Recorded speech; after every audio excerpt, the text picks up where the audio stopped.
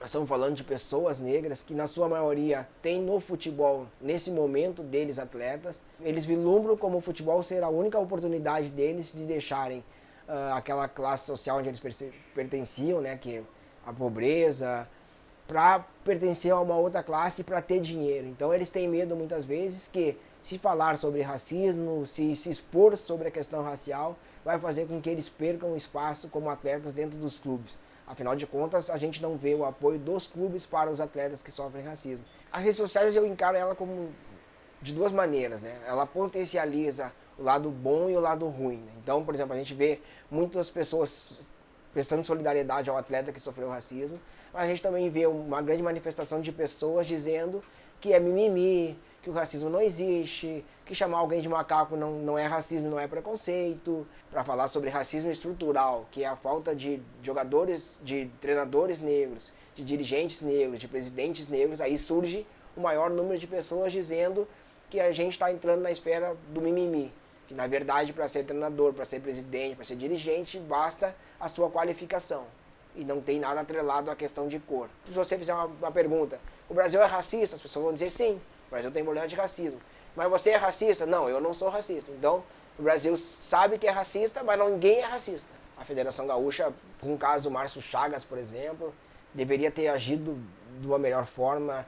Nos nossos 4 relatórios que a gente trouxe, 3 traz o Rio Grande do Sul como o estado com o maior número de incidentes, mas a gente não vê uma campanha da Federação Gaúcha no combate ao racismo.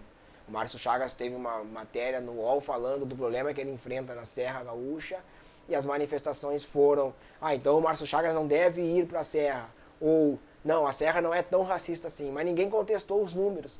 Né? As pessoas se defendem dizendo que não, eu não sou racista, mas ninguém contestou que o racismo acontece nesses espaços. E a CBF também, né? A CBF deveria ter uma campanha maior, afinal de contas a maioria dos jogadores da seleção são atletas negros que sofrem com racismo, mas a CBF tem campanhas ou ações pouco efetivas no combate ao racismo. A primeira coisa que deveria acontecer é o clube identificar o torcedor que cometeu racismo.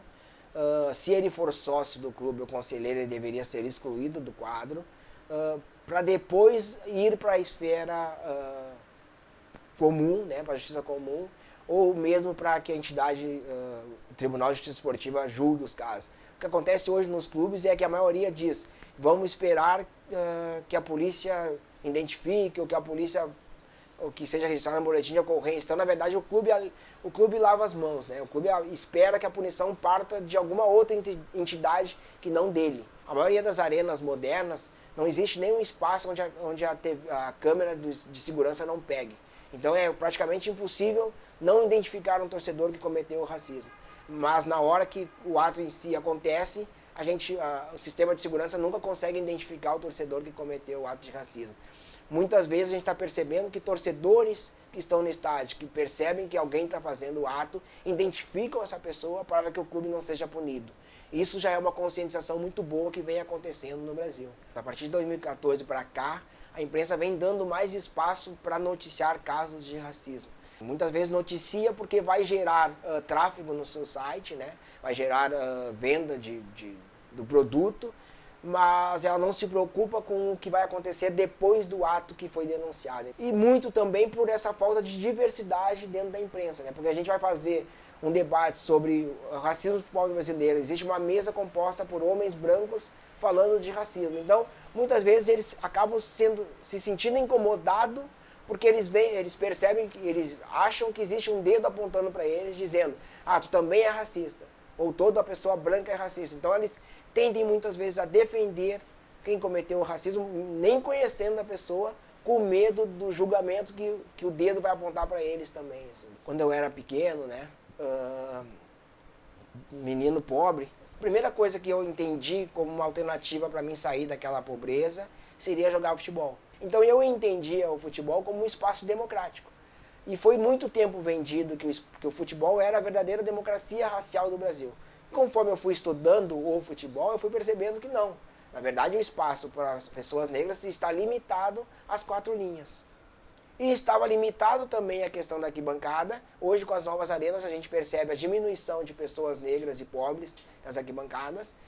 E aí eu fui perceber essa falta de pessoas negras nos quadros de comando dos clubes, tanto como dirigente como treinadores. Então a gente percebe que essa ausência ela é significativa. E a gente consegue perceber que não existe essa democracia racial no futebol. E aí a gente vai remeter ao início do futebol no Brasil. O futebol nasce no Brasil com um esporte elitista e racista, onde era proibida a prática de jogadores negros dentro dos clubes. E logo no começo, onde começam a permitir a presença de jogadores negros, esse espaço é muito limitado. Por exemplo, o jogador muitas vezes jogava no time, mas não era permitido ele circular no clube. Por conta dessa proibição, no Rio Grande do Sul, na cidade de Porto Alegre, os clubes de negros fizeram o seu próprio campeonato, né? Que foi o campeonato que era chamado de Liga Nacional de Futebol Porto Alegrense, que ficou conhecido pejorativamente depois como Liga da Canela Preta. Então a liga tinha esses jogadores negros, muitos deles habilidosos, que com o passar do tempo esses clubes perceberam que esses jogadores poderiam ter um papel muito importante dentro dos clubes que não aceitavam negros. Então a liga acaba a liga termina muito por conta que os clubes de futebol começam a pegar os melhores jogadores da liga para levar para os seus. A gente vive um país muito desigual, né? Então infelizmente o futebol acaba sendo uma das poucas oportunidades, portas de oportunidade para as pessoas mais pobres conseguirem mudar de vida. E o papel da escolinha ele é importante porque dá essa oportunidade, mas ele peca porque ele poderia formar cidadãos.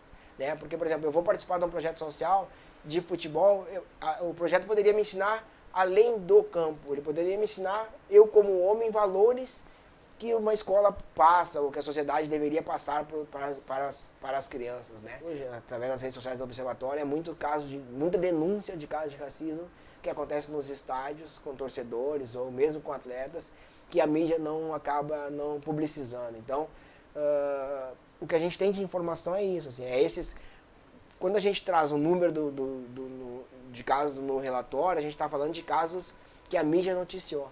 Então a gente sabe que o número de casos de racismo é muito maior que aquele. Mas eles não se tornam públicos, porque falta a coragem do atleta de denunciar por conta disso. Assim, muitas vezes o atleta não quer denunciar porque ele sabe que uma parcela da sociedade considera isso um mimimi. Quando a gente sabe que na verdade o racismo ele mata, o racismo ele adoece. A gente tem aí milhares de jovens negros mortos ano a ano por conta desse racismo estrutural que enxerga num jovem negro um possível bandido, e muitas vezes ele acaba morrendo, e aí depois vai se descobrir que ele não é bandido, que ele não tinha nada a ver com isso. Nós vivemos num país que sempre mentiu na questão racial. Afinal de contas, aqui convivem negros e brancos numa harmonia. E essa harmonia não existe, né? Existe uma tensão racial muito grande e uma disputa de espaços de poder muito grande, que começa a incomodar muito mais quando pessoas negras começam a assumir cargos de chefia e de comando. E aí a gente começa a mexer nas estruturas e a gente começa a perceber casos de racismo com pessoas mais influentes. Por quê? Porque a sociedade brasileira não está acostumada com negros ocupando cargos de poder. Esse dia um repórter me disse, pô, Marcelo, não são questões progressistas, são questões civilizatórias. Porque a gente está pensando no bem-estar da população. Quando a gente fala em minorias, né, a gente fala, os negros são minorias. Não, os negros são 54% da população brasileira. Minoria onde? Minoria no espaço que decide. A grande questão é isso, assim, é conseguir conciliar essa luta com algum grande clube. E a gente está conseguindo fazer isso agora com o Bahia, e teve essa ação agora com o Grêmio, que trouxe um grande impacto de mídia. O futebol consegue conversar com pessoas que não olham noticiário nenhum, mas param para ver o futebol. E nesse momento, no final de semana, todos os veículos de comunicação praticamente falaram da ação que foi feita contra o preconceito através de Grêmio e Bahia. A gente já recebeu 2 consultas de 2 outros clubes para tentar descobrir como a ação aconteceu, porque eles também têm desejo de replicar. Então a gente está com muita esperança de ter novos clubes aderindo a essa campanha do Observatório. Para a gente ter um Brasil de fato melhor, a gente precisa ter um Brasil mais igual. Quando a gente fala em igualdade, é igualdade de direitos. A gente vai perceber no Brasil que a gente não tem essa igualdade. Afinal de contas, o número de pessoas negras dentro das universidades só vai aumentar a partir de um sistema de cotas. E assim mesmo a gente percebe a não presença de negros em cargos de comando nas grandes empresas, porque a maioria dos recrutadores ainda tem na sua cabeça, no seu inconsciente, que pessoas negras não podem ocupar aquela posição. Então, para as pessoas que acreditam que o racismo não existe, ou que digam que o racismo não existe, eu gostaria de dizer para elas que 54% da população brasileira é negra. Por que nós somos maioria apenas na penitenciária? Porque nós não estamos nos espaços de decisão. Por que tem toda essa questão de violência contra a religião de matriz africana? Porque toda a violência a pessoas negras que ocupam um cargo de poder. Existe essa violência. Essa violência está ali. As pessoas podem dizer que isso não é comum, que é um caso isolado. E aí o relatório do observatório, por exemplo, dentro do futebol mostra. Não é caso isolado. Existe por parte da sociedade uma inquietação. E muitas vezes essa inquietação ela se transforma em violência em ver um negro ocupando um outro cargo. Um cargo de poder. Então, o racismo está ali. O racismo não é só o que está a lei dizendo que o racismo é não permitir a entrada de um negro em determinado espaço. Isso é o racismo da lei. O racismo nosso de cada dia, ele é muito mais perverso que isso. Ele é um simples movimento de um segurança numa porta quando uma pessoa negra vai entrar. Ele é o porteiro de um prédio que deixa passar 10 pessoas não negras e quando a pessoa negra vai passar, ele pergunta para ela onde tu vai. É uma pessoa que vê uma pessoa negra num elevador social e pergunta, teu elevador não é o outro? Entendeu? A pessoa não conhece a outra, mas ela acha que aquela pessoa não pode estar ali. E a presença da pessoa negra ali incomoda. E se tu apontar aqui isso é racismo, a pessoa vai dizer que não. Isso é um mal entendido, que a pessoa interpretou errado. Não, isso faz parte do racismo brasileiro.